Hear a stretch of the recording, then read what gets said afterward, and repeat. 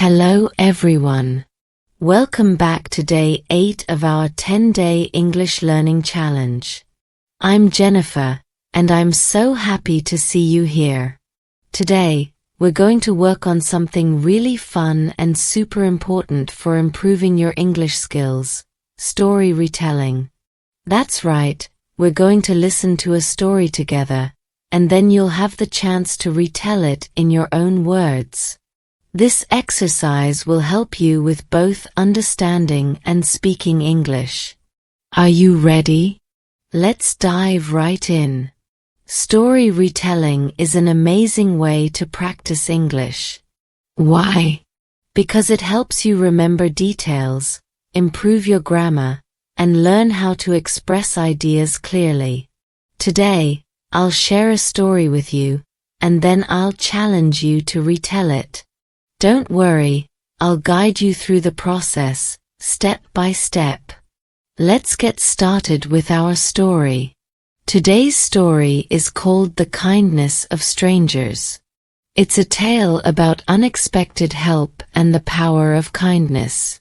Listen carefully, and remember, you'll get the chance to retell it at the end. The Kindness of Strangers. Once upon a time, in a small, bustling town, there was a young woman named Emily. Emily was a cheerful person, always smiling, and she loved her job as a schoolteacher. Every day, she would walk to the school where she taught, taking the same route through the town square. The town was lively, with people chatting, children playing, and vendors selling their goods. One Friday evening, after a long week of teaching, Emily decided to stop by the market to buy some fresh vegetables for dinner. She picked out some bright red tomatoes, fresh green lettuce, and a few carrots. She put them in her basket, humming a tune she had heard that morning. As Emily walked home, she noticed an elderly man sitting on a bench near the market. He looked tired and a bit lost. He was wearing a hat that was too big for his head, and his clothes were dusty. Emily could see that something was bothering him. She felt a pang of concern and decided to approach him. "Hello, sir," Emily said gently. "Are you okay? Do you need any help?" The man looked up at her with kind but weary eyes. "I'm all right, just a bit tired," he said with a faint smile. "I came here to visit my daughter, but I've lost my way. I don't remember which street she lives on." Emily felt a wave of sympathy for the old man. "Don't worry," she said reassuringly. "I'll help you find her. Do you have her address or phone number?" The man nodded and pulled out a crumpled piece of paper from his pocket. It had an address written on it, but the writing was smudged. Emily squinted at the paper, trying to read the words. "I think I know where this is," Emily said finally. "It's not far from here. Come on, I'll walk with you." The elderly man thanked her, and they began walking together. As they walked, Emily asked him about his daughter.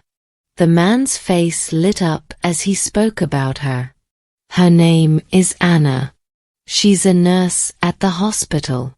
She's very kind and always takes care of me," he said proudly. They walked for a few blocks, chatting about the town and the weather.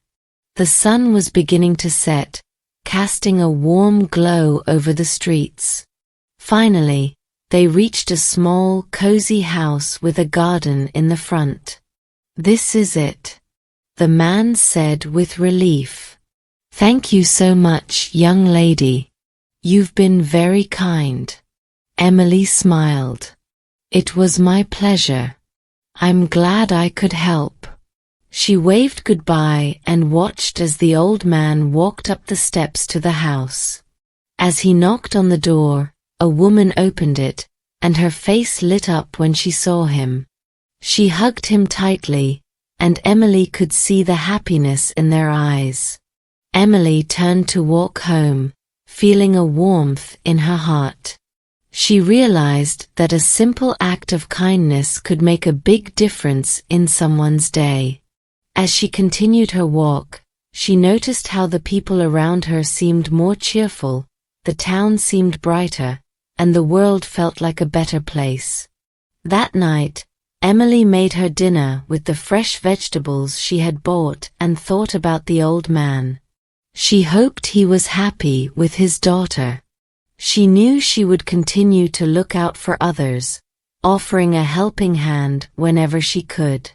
After all, kindness was a gift that kept on giving. What a beautiful story, right? Emily's kindness really made a difference in that old man's life. Now it's your turn. I want you to retell this story in your own words.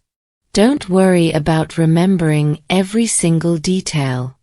The goal is to capture the main points and retell it as you understood it. Here's how we can do it. I'll give you some tips to help you retell the story. Identify the main characters and setting. Start by mentioning the main characters, Emily and the elderly man, and the setting, which is the bustling town and the market. Summarize the main events. Break down the story into key events. First, Emily buys vegetables, then she sees the old man, helps him find his daughter, and feels happy about her act of kindness. Use your own words. Don't just repeat the story word for word. Use your own language and expressions. For example, instead of saying elderly man, you might say old gentleman or senior citizen. Add details you remember. If there were parts of the story that stood out to you, like how Emily felt or what the sunset looked like, include those details. They make the story richer and more personal. Practice out loud. Before you retell the story to someone else, practice saying it out loud. This will help you get comfortable with the words and phrases. Now, let's go over a brief outline to help you get started. Introduction. Introduce Emily, the main character, and mention her job and the setting. Rising action. Describe how Emily goes to the market, buys vegetables, and sees the elderly man. Climax. Talk about how Emily helps the old man find his daughter's house.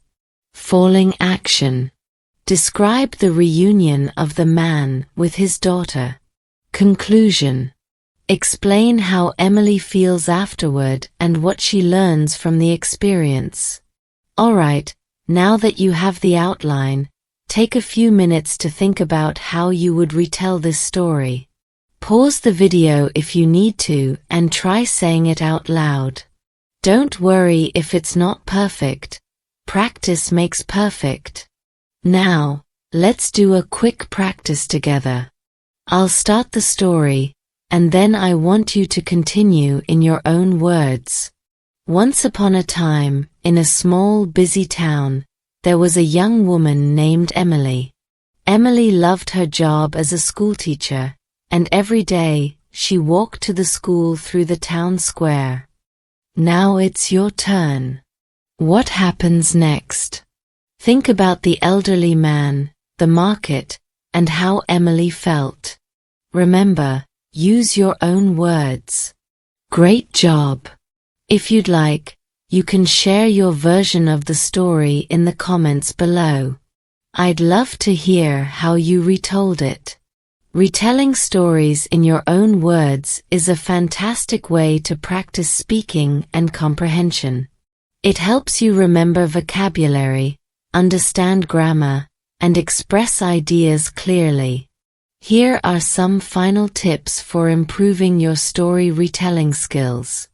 Listen actively. Pay close attention when listening to stories. Notice how sentences are formed and how ideas flow. Practice regularly. The more you practice, the better you'll get.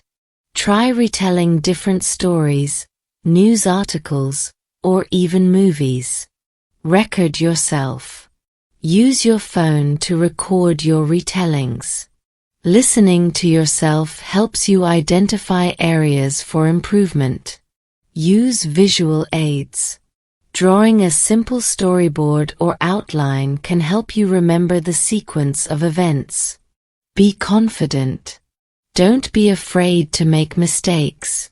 Everyone learns by trying, so keep practicing and have fun with it. For today's challenge, I want you to retell the kindness of strangers' story in your own words. You can write it down, say it out loud, or even share it with a friend. If you'd like, share your version in the comments, and I'll give you feedback. Remember, the key is to practice and enjoy the process. That's a wrap for day 8 of our 10-day English learning challenge. Remember, retelling stories is a powerful tool to improve your language skills. I hope you had fun today and learned something new. If you enjoyed this video, please like, share, and subscribe to my channel. And don't forget to hit the bell icon to get notifications of our new videos. Also, comment for more videos like this, and check out another helpful video on the end screen. Thanks for watching, and I'll see you tomorrow for day 9.